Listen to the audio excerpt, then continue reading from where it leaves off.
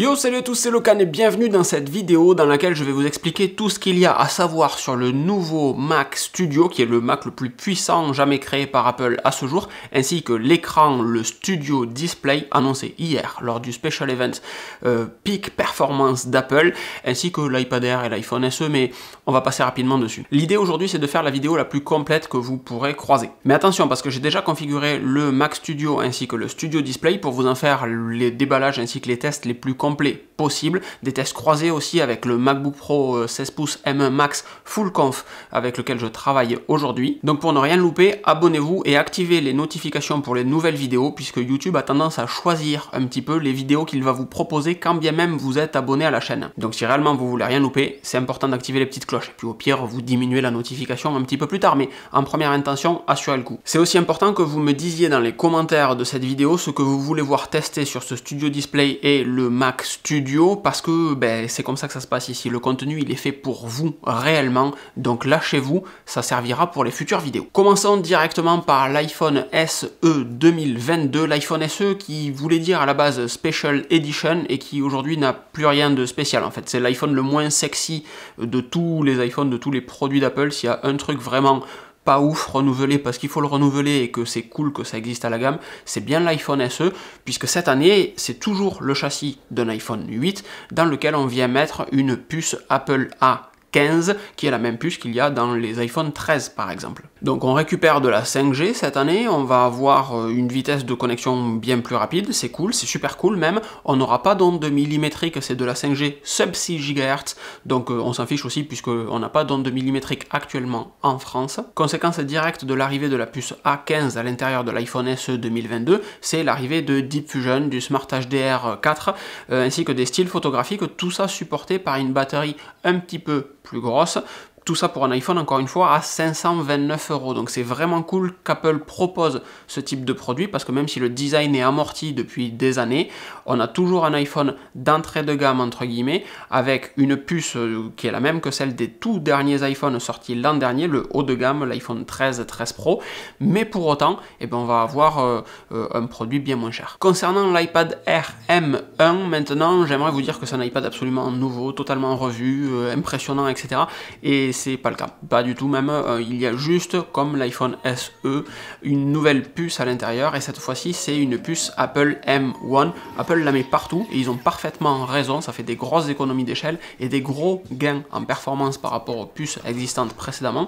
La puce Apple M1, elle a été introduite dans les iPad Pro l'an dernier, les MacBook Pro, MacBook Air et Mac Mini, il y a presque 1 an et demi de ça maintenant, et ça permet encore une fois à Apple d'apporter énormément de puissance dans un iPad Air qui reste un iPad avec iPadOS en fait. Et c'est ça le vrai souci, c'est qu'on n'a toujours pas de Face ID par exemple ou de Thunderbolt, c'est deux technologies qui sont réservées au haut de gamme à l'iPad Pro. Et cette tablette, ça reste la même que l'iPad Air de l'année précédente, c'est le même écran, c'est la même batterie, c'est le même Touch ID, c'est le même design, c'est le même connecteur USB-C, je vous dis des bêtises, le connecteur USB-C est plus rapide cette année, c'est justement pour ça qu'il peut se connecter lui avec le nouvel écran présenté par Apple dont on reparle dans un petit instant, mais on a quand même la caméra frontale qui passe en 12 millions de pixels et l'ultra grand angle pour pouvoir proposer Center Stage qui est arrivé sur les iPad Pro. Vous savez, c'est la caméra qui filme en très très large et qui va zoomer automatiquement quand vous faites un FaceTime ou un Zoom ou un WebEx avec quelqu'un, de telle sorte que vous soyez toujours au centre, même si vous bougez dans la caméra, dans le champ en fait, la caméra vous suit, va zoomer sur vous, si quelqu'un rentre dans le champ s'ouvre, etc. C'est très très pratique. L'iPad Air M1 est proposé à partir de 699 €. Et à chaque fois qu'il y a un gros processeur comme ça, une grosse puce qui arrive sur l'iPad, je me dis quand est-ce qu'ils vont mettre Final Cut Pro dessus, parce que les vidéos que je fais, je les monte avec Final Cut Pro évidemment, donc sur mon MacBook Pro, mais l'iPad ça pourrait être un produit juste ouf, il y a tellement de puissance dedans, il y a du Thunderbolt même sur l'iPad Pro maintenant, on pourrait réellement bosser avec. Et on manque juste d'applications qui tirent parti de toute cette puissance comme Final Cut Pro. Donnez l'exemple Apple, s'il vous plaît. Bon, tout ça c'est pas bien grave parce qu'en termes de puissance, en termes d'exemple, on a le nouveau Mac Studio. Et c'est l'annonce qu'on n'attendait pas vraiment, enfin un petit peu mais pas trop, on savait pas si ça serait là, si ça serait à la Worldwide Developer Conference en juin ou peut-être même plus tard encore. On sait qu'Apple s'est lancé sur une phase de 2 ans pour renouveler tout son matériel, enfin tous ses ordinateurs et faire une transition vers des puces ARM ARM, mais on ne savait pas quand est-ce qu'il y aurait ce Mac Mini Pro, ce Mac Pro Mini. On sait qu'il y a un Mac Pro qui sera annoncé à la Worldwide Developer Conference, c'est évident, ça viendra sceller les 2 ans de transition vers du Apple Silicon, mais on ne savait pas trop pour ce Mac Studio, on ne connaissait même pas le nom, mais c'est là. Et ce Mini Mac Pro, il arrive dans la forme d'un Mac Mini plus haut et beaucoup plus puissant. En effet, il intègre une puce baptisée M1 Ultra, qui n'est rien d'autre que 2 puces M1 Max qu'on aurait reliées entre elles. On avait déjà évoqué l'existence d'une interconnexion die-to-die sur un côté de la puce du M1 Max. On sait maintenant à quoi sert cette interface. L'intérêt majeur, c'est que les développeurs n'ont pas à modifier leur application pour utiliser 2 processeurs. Là, il n'y a qu'un seul processeur, puisque c'est 2 puces connectées entre elles. Les applications ne voient qu'une seule puce, le système ne voit qu'une seule puce, et il y a une capacité d'échange entre les 2 puces de 2,5 terabits par seconde. C'est colossal. C'est pas comme si c'était une seule et même puce, mais à 2,5 terabits seconde, c'est pas demain qu'on se rendra compte de la limitation de l'interconnexion de ces bestioles. Et c'est juste profondément stylé là pour le coup. Et puis pour le reste, tout est quasiment multiplié par 2, puisqu'on prend 2 M1 Max qu'on vient associer entre eux. Donc on avait 10 cœurs de CPU pour le M1 Max, avec 32 cœurs de GPU, avec 64 Go de mémoire unifiée, avec 16 cœurs de réseau neuronal. Bon ben là on fait x2 sur tout, on a 20 cœurs de CPU, on a 64 cœurs de GPU, on a 32 cœurs de réseau neuronal, et jusqu'à 128 Go de mémoire unifiée. C'est colossal. Ce qui fait du Mac Studio, en plus d'être la seule machine équipée d'un M1 Ultra, la machine la plus puissante qu'Apple ait jamais produite, incluant le Mac Pro Intel qui est pour autant toujours au catalogue. Et là je fais une petite parenthèse, parce que vous vous dites qu'est-ce qu'on en a à foutre qu'Apple propose une machine encore plus puissante que le M1 Max, littéralement 2 fois plus puissante que le M1 Max, alors que le M1 Max, il est déjà colossal. Locan, il nous a dit dans sa vidéo que le M1 Max, il était beaucoup trop puissant pour ce qu'il s'en servait. Oui, mais moi je fais que des vidéos, et des petites vidéos mignonnes. Il y a des gens qui font des vidéos bien plus folichonnes que celles que je fais moi, et surtout il y a des gens qui font de l'intelligence artificielle, qui font des calculs mathématiques avec des machines, et qui ont besoin d'incroyablement plus de puissance que ce que le M1 Max a à offrir. Et même pour ces personnes-là, le Mac Studio, je suis pas sûr qu'il soit suffisamment puissant. Donc on a vraiment, c'est ça qu'il faut comprendre en fait, c'est que certes il y a toujours eu des machines très puissantes, il y a toujours eu à un moment la machine la plus puissante du monde, peu importe où vous allez, c'était rigolo il y a 10 ans, les machines les plus puissantes du monde c'était des iPhones d'aujourd'hui, mais pour autant, ça fait des années que des professionnels attendent des machines où ils cliqueront sur exporter et poum, c'est terminé instantanément. Ça existe dans pas mal de domaines. Quand vous exportez une photo, aujourd'hui c'est instantané. Moi quand j'exporte une vidéo, c'est pas instantané, loin de là. Quand j'exporte en 1080p, ça peut aller très vite. Quand j'exporte en 4K, de suite ça prend plus de temps. Si je veux exporter en 8K, il me faut 1 heure, 2 heures pour exporter une vidéo. Donc vous imaginez les gens qui font du calcul mathématique avec leur machine, c'est pas demain la veille, Simone, qu'ils pourront faire exporter ou calculer et que le rendu arrivera de suite. C'est juste pour ça qu'il existe des supercalculateurs, par exemple. Bon, le Mac Studio, il ressemble à 3 Mac mini stackés les uns au-dessus des autres, alors 2, 3 à peu près, quoi. Il fait 10 cm de haut, mais ça fait la même base, 9,7 cm de côté sur un carré, que le Mac mini. Et c'est essentiellement à cause du système de refroidissement qu'Apple a mis à l'intérieur. L'air frais, il rentre par le dessous de la machine, il sert à refroidir la puce, puis il est éjecté par l'arrière du Mac Studio. Et perso, j'ai un petit peu du mal à comprendre pourquoi les ventilateurs sont si gros sur cette machine, alors qu'en réalité, c'est juste 2 M1 Max que j'ai dans mon petit MacBook Pro ici, tout fin, tout mignon, et j'ai pas besoin de tant de ventilation que ça dans mon MacBook Pro 16 pouces. D'un point de vue connectique, maintenant, l'arrière du Mac Studio vous propose 4 ports Thunderbolt 4, ainsi qu'un port 10 Gigabit Ethernet de série. N'allez pas chercher un gigabit, ça n'existe plus, c'est fini, on passe au 10 Go, enfin, merci beaucoup. À ce moment-là, Apple me l'a vendu, 4 Thunderbolt 4, 10 Go, c'est bon, j'en veux un. On a ensuite 2 ports USB-A à 5 Gigabits par seconde, avec une prise casque Pro, comprendre une prise casque à forte impédance. Et à l'arrière, on a toujours un port HDMI, comme sur les côtés de notre MacBook Pro adoré, et un HDMI dont on ne connaît pas la norme, donc c'est forcément un HDMI 2.0. Si Apple avait mis un 2.1, il l'aurait écrit dans la spec, soyez-en certains. Là, c'est pas marqué, donc c'est sûrement un 2.0.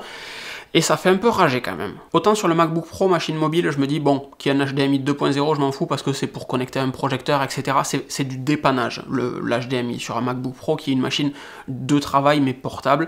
Autant sur une machine comme ça, qui va rester fixe en fait, On aimerait qu'il y ait de l'HDMI 2.1 pour pouvoir envoyer du haut débit, de l'HDR, tout ce qui va bien en 8K sur une télé. Par exemple, dans un studio, réellement, ça existe ça. Et ensuite, si vous choisissez un Mac Studio avec une puce M1 Ultra, vous aurez à l'avant 2 ports Thunderbolt 4 ainsi qu'un slot SD UHS 2. Est-ce que Apple l'aura bridé comme c'est le cas sur le MacBook Pro 16 pouces et ça me fait râler à chaque fois que je l'utilise?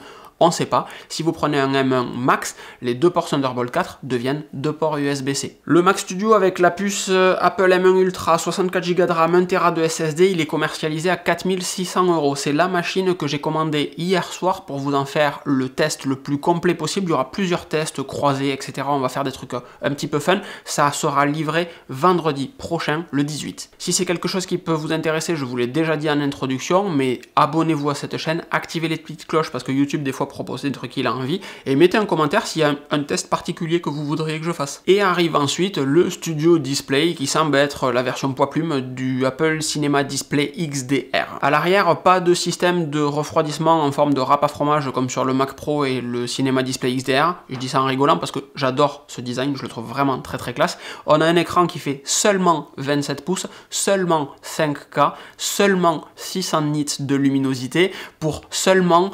1750 €. On a une option vert nanotexturé si vous voulez réduire encore plus les reflets sur le dessus de votre écran. Et il y a 3 options de support. Donc un pied qui va juste se régler en inclinaison. Le pied comme sur l'Apple Cinema Display XDR qui lui va se régler en inclinaison et en hauteur avec un système de compensation. Ou un montage VESA, tout ce qu'il y a de plus classique. Et le Studio Display, il est équipé d'une puce Apple A13, donc qui était celle des iPhones il y a quelques temps. Et qui va permettre à l'écran d'avoir sa propre intelligence en fait. De gérer par exemple True Tone à l'intérieur de l'écran, de pouvoir gérer la luminosité, de pouvoir gérer les 3 micros qu'il y a sur le dessus comme sur l'iMac fraîchement sorti, qui vont annuler le bruit ambiant, etc. et se concentrer sur votre voix, qui vont pouvoir gérer les 6 haut-parleurs à l'intérieur de l'écran pour pouvoir proposer du Dolby Atmos et un son surround ou stéréo de meilleure qualité. Et c'est également lui qui va piloter la webcam grand angle avec Center Stage à l'intérieur comme sur l'iPad Air. Et ça c'est très très cool, c'est la première fois que Center Stage arrive sur un Mac. C'est vraiment, pour avoir fait beaucoup de visio ces derniers temps, c'est vraiment quelque chose de très intéressant. Cet écran se connecte à votre ordinateur en Thunderbolt 3. Pourquoi du Thunderbolt 3 Apple? Vous sortez un écran haut de gamme, à 1750 € du 27 pouces, c'est du haut de gamme, et il est en Thunderbolt 3 quand toute la gamme est déjà en Thunderbolt 4, je ne comprends pas. Il n'y a aucun intérêt à avoir mis du Thunderbolt 4, juste de dire tout est en Thunderbolt 4. Pourquoi ne pas le faire quand on propose un écran à 1750 €? Et à côté, on a 3 ports USB-C à 10 gigabits par seconde chacun qui serviront de hub pour venir connecter des disques durs, des SSD externes, plutôt des SSD externes maintenant, ou même du réseau via un adaptateur USB-C vers ce que vous voulez. Et le port Thunderbolt 3, encore une fois, j'en rigole tout seul, permet d'alimenter votre machine jusqu'à 96 watts, ce qui permettra à ceux qui ont un MacBook Pro 14 pouces de faire une recharge rapide dessus. Pas le 16 pouces évidemment, qui a besoin de 140 watts, mais le 14 pouces, lui, a une recharge rapide à 96 watts. Et là, je reste un petit peu sur ma faim avec cet écran à 1750 € pour du 5K 27 pouces. J'étais prêt à mettre 2500 € dans un écran, je sais, c'est délirant de dire ça. J'étais prêt à mettre 2500 € dans un écran, mais je voulais du 32 pouces, je voulais de la 6K, et j'aurais vraiment aimé avoir de l'XDR ou un HDR qui déchire un petit peu. Là, on a juste du P3, donc c'est trop cher et pas assez bon en même temps, et puis du Thunderbolt 3, ouais. Le Mac Studio est l'avant-dernière machine d'Apple à recevoir une puce ARM. La prochaine machine et la dernière machine, ça sera en juin, au moment de la Worldwide Developer Conference, et ça sera le Mac Pro. Le Mac Pro avec une architecture ARM viendra compléter le renouvellement de toutes les machines d'Apple vers du processeur ARM, vers du Apple Silicon, qui a commencé il y a un peu plus d'1 an et demi maintenant, bientôt 2 ans. Et c'est juste délirant en fait, quand on voit où on en était il y a 2 ans avec des ordinateurs, on se battait avec des processeurs Intel qui gagnaient 5-10% de performance, qui consommaient exagérément, avec des ordinateurs qui ventilaient. Ça fait 2 ans que j'ai plus entendu mon ordinateur ventiler, c'est juste délirant. Et pour autant, eh bien, la dernière machine à être mise à jour, ça sera le Mac Pro. Donc, est-ce qu'Apple proposera à nouveau une interconnexion de puces? Je pense pas. Je pense qu'on aura 2 M1 Ultra côte à côte, ou 3 M1 Ultra, ou 4 M1 Ultra. On y aura une architecture multi-processeur, mais si on part sur ça, on spécule un petit peu parce que ça veut dire que les développeurs devront mettre à jour leurs applications, mais encore une fois, on s'adresse à des machines professionnel. Le Mac Studio, il est un peu entre les deux. Il peut tourner sur du grand public très averti, genre moi je pourrais avoir un Mac Studio pour faire mes vidéos par exemple, ça serait encore un petit peu overkill, mais je pourrais. Alors que le Mac Pro, réellement, je le vois comme la machine de gros bourrin, le proof of concept, regardez ce qu'on sait faire de mieux, et tenez, vous vouliez de la puissance, allez-y pour 30 000 balles, c'est à vous. On a aussi un écran XDR qui devrait faire son arrivée avec, je l'espère, du mini LED à l'intérieur. Et là, pour le coup, ça pourrait m'intéresser. Je pense pas qu'on sera aux 2500, mais allez, 3000 €, du 32 pouces 6K avec du mini LED, Et je suis persuadé, ou plutôt je préfère croire, qu'Apple se lance dans une phase de renouvellement de ses machines par cycle de puces. Le M1, le M1 Pro, le M1 Max, le M1 Ultra, le ce que tu veux pour le Mac Pro bientôt. Parce que j'avais peur du renouvellement annuel, un petit peu comme les iPhones et la puce qu'il y a effectivement dans l'iPhone. Là, on est rassuré, enfin moi perso je suis rassuré, parce que l'arrivée de ce M1 Ultra, le fait qu'il n'y ait pas de MacBook Air avec un M2 d'annoncé, pour moi, on fait une transition complète sur du M1 décliné de X manières différentes avant de passer, peut-être dans un an, peut-être que pendant un an, on n'aura aucune nouvelle sortie matérielle avec des nouvelles puces. Le MacBook Air, je reste persuadé qu'il y aura un nouveau design avec une puce M1 à l'intérieur et pas un M2. Même celui-ci doit sortir cette année. Et que l'an prochain, peut-être pas de machine. Et l'année d'après, du M2, M2 Pro, M2 Max, M2 Ultra, M2++, que tu veux pour le Mac Pro. Peut-être dans ce type-là. Perso, je vois pas un M2 de sitôt, mais vous me direz ce que vous en pensez. En attendant, il me tarde évidemment de recevoir tout ce matériel, enfin tout ce matériel, c'est 2 machines et ça fait 7000 balles quand même, mais le Mac Studio, le Studio Display, pour voir la puissance qu'il y a dedans, voir à quoi ça ressemble, voir le confort visuel sur cet écran, et vous partagez tout ça dans des vidéos. Donc encore une fois, si vous n'êtes pas abonné, abonnez-vous, mettez des petits commentaires, mettez des petits pouces, réellement, c'est super important, et c'est ce qui fait que toutes les chaînes YouTube, pas que la mienne, peuvent vous proposer du contenu. Si vous aimez, mettez des petits pouces, des commentaires, partagez les vidéos, vraiment, ça nous aide beaucoup. Des bises, et à très vite. Ciao, ciao.